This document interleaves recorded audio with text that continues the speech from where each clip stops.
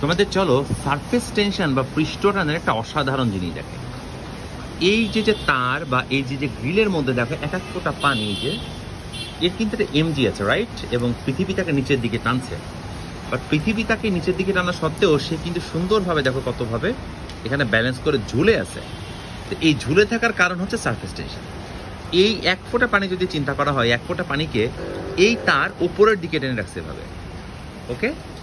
এই উপরের দিকে টেনে রাখার যে বলটা, সেই বলটা নিচের দিকে যে এমজি আছে এই এমজিকে ব্যালেন্স করে ফেলেছে। এই কারণে পৃথিবীর আকর্ষণ বল থাকা সত্ত্বেও এই পানির ফোঁটাগুলোকে দেখা যাচ্ছে সুন্দর করে বাদুড়ের মতন ঝুলে আছে।